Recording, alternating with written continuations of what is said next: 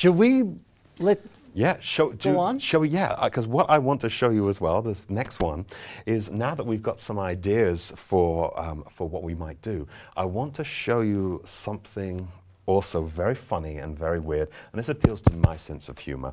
And this is about the hunt for data. And I'll be honest with you, Thomas, this is something that drives me crazy, because oftentimes when I see students going out and getting data for themselves for the first time, it's a disaster. They make some silly, cheesy survey, they put it on Facebook, their mom and their grandmother answers, and then they're convinced that they've got everything that they need to know. Or worse, they come up with a stupid idea, let's make a left-handed basket weaving website, and then everybody tells them that it's going to be great, but nobody really wants it because they've come up with the idea first, and then they've gone to search for data that validates their idea. They only ever look at the data that validates their idea. They never find anything new.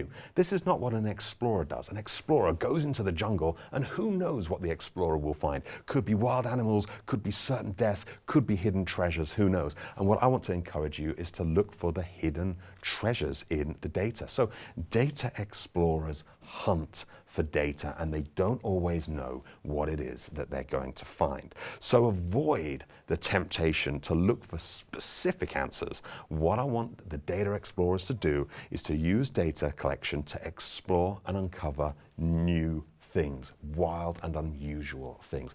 Give your students the chance to do this, because data explorers don't focus on getting the results that they want. They explore the results that they discover, that they uncover. And I'm going to show you what I mean by that with the most fun example.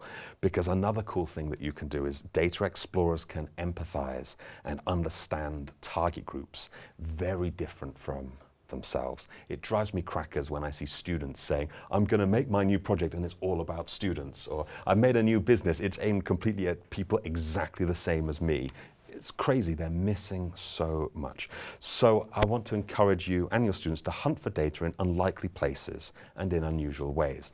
And I'll tell you how we do this and where this came from, and I will never forget this. This was a wonderfully successful project. About 10 years ago, I had groups of students working with a big hospital in Unsa. And they were allowed to go to any department and figure out what was interesting in the department of the hospital and figure out if there were any new business opportunities or whatever it might be. But the students were randomly assigned to a different department. And I had a group, and it was all guys, you know, all 19, 20, you know, the young guys, the cool guys, and they could have, you know, they could have picked any, like a cool department. The department of the hospital these 5 guys had was the maternity ward. And they looked at me and they said, Adam, we don't know anything about pregnant ladies. Pregnant ladies are icky and disgusting, and oh, what are we going to do? And they wanted to give up on the whole thing. They said, we've got nothing in common with all these pregnant ladies. We're never going to be pregnant ourselves. How are we ever going to come up with something for them? Can't we just make something that's just the same as for us? We like video games. Can't we do playing Counter-Strike with cancer patients? Wouldn't that be better? And so I had to think a bit outside of the box. And it was solved with a basketball. And I found a basketball, and I took a basketball, and I found like the cockiest student, and I took the basketball and I put it right up his t-shirt. And I said, congratulations on your new baby. And they looked at me and said, what the hell do you mean, Adam? And I said, well, what I want you to do is, now that you're pregnant, I want you to go to the hospital, and I want you to figure out exactly what it's like to be a pregnant woman. And they're like, but we don't know what it's like to be a pregnant woman. Well, you're gonna find out. And I actually have some genuine footage from that research. Here you can see it. Oh no, this is a scene from Monty Python, but it's very similar. So I made them dress up as pregnant ladies. It was very funny.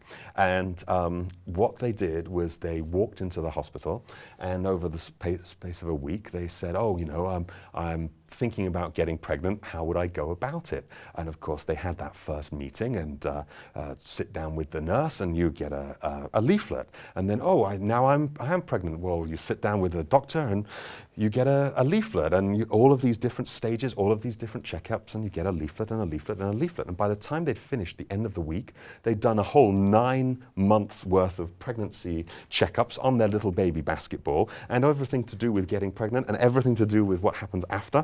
So they've gone from what foods should you eat to increase your fertility, all the way down to what color poop should come out of the baby's nappy. And they came back, and I said, what's it like to be pregnant as a guy? And they said, there's sure as hell an awful lot of leaflets. And they put the leaflets and the brochures down, and it was a pile this big.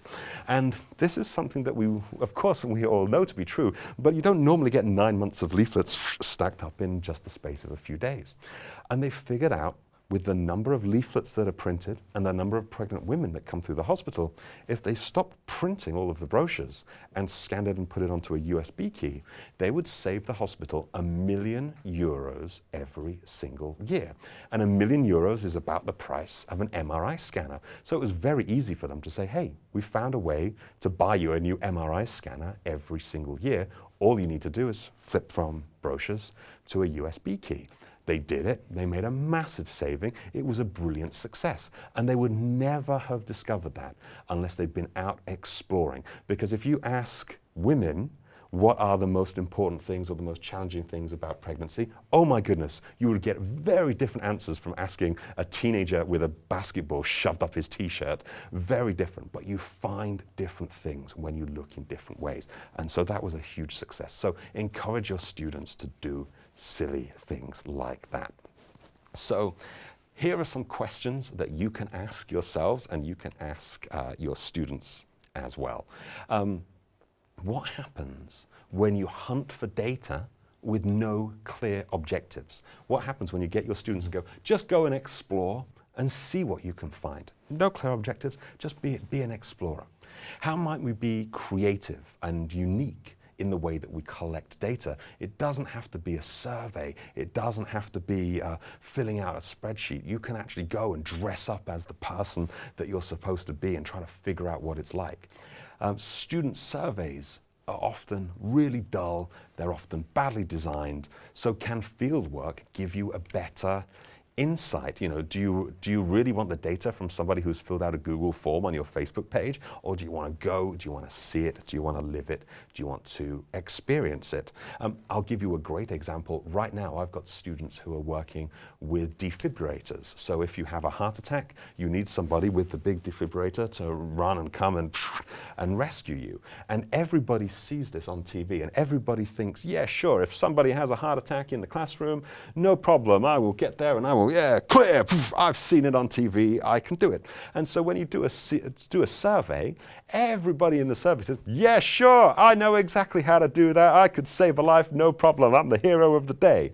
And instead, what the students did was, instead of just doing the survey, they would go into other classes and they would yell, quick, someone's having a heart attack, can you get me a defibrillator now? And then watch what happens. And they would record it on video and see. And it turns out that all these people who just a few hours ago said no problem, they could do it, they can't even find where the emergency defibrillator is located. So fieldwork can tell us all kinds of things that surveys really can't. So this is a fantastic thing that you can try as well. And can we learn more about customer behavior by hunting customer behavior rather than asking about it? If you ask somebody what they're going to do and then you actually find out what they're going to do is very different. Oftentimes we'll run focus groups, and I was in a focus group in America for a new product, and going around the room, the guy running the focus group said, oh, would you buy this product for $15? And everyone in the focus group said, oh yeah, that's a pretty good product for $15, I would buy it. And then at the end of the focus group, when they were just about to leave, I said, wait a minute, I've got some of those products in the back of my car. If you've got $15, you can have one. And then they all said, actually, no, maybe I don't want it for $15. So when it comes down to it, when you're hunting, you might get very different and perhaps more accurate and insightful results. And can you reach new markets by observing what is really happening? Can you find something new and find something interesting?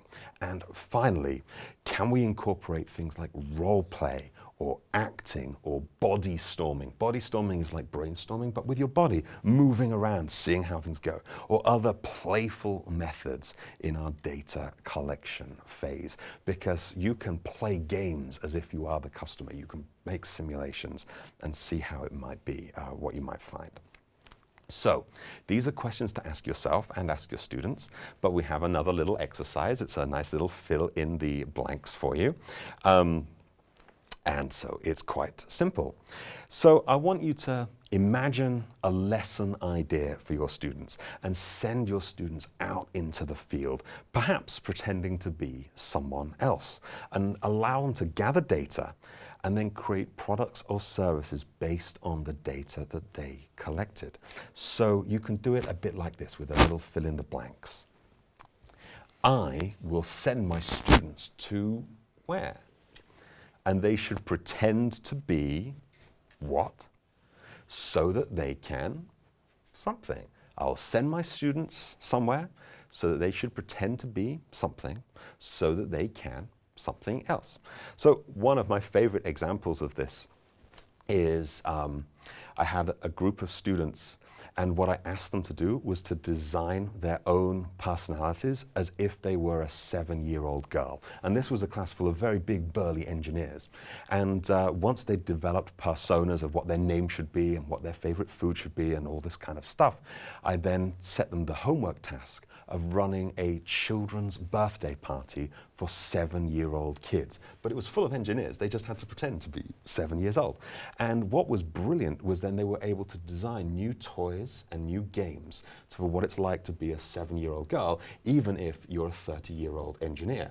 And what was fantastic is when you have a birthday party, by the end of it, they were absolutely exhausted. Just 2 hours of eating cake and singing songs and playing games, they were shattered, and they realized, wow, yeah, this is just how exhausting it is to be a 7-year-old kid. And what's smart about this was these students were then able to design new toys for the girls' range for Lego and understand exactly what it's like when you receive Lego for your birthday present, and you know, are you going to have enough time to build it? Are you going to have enough energy? And you can design better toys or better experiences just by pretending to be a kindergarten kid. Send an expert in some fields into an organization. Let he or her dissipate the expert's knowledge. After a period, measure whether this specific knowledge has spread. It's a question and a sharing knowledge. I like that, yeah. And that was from Hans. And then we have from Lene. I will send school kids to a kindergarten and change all the diapers after having experienced having 1 day with a diaper all day. That's a great way to build But isn't that what they do in the United States? Like you have to have a baby and you kind of... Yeah, that's the best way to prevent teenage pregnancy is spend a day changing diapers. That's for sure. and Jesper is writing nursery homes or kindergarten, nursery homes for elderly people or kindergarten who live there, or children come with suggestions to better their nursing care of their child. So letting the participants who live at the nursing home give advice on how to prepare them, or to, how do you say, make it all better, improve their own situation. Great ideas. Thank you so much for sharing. Thank you. Yes, definitely.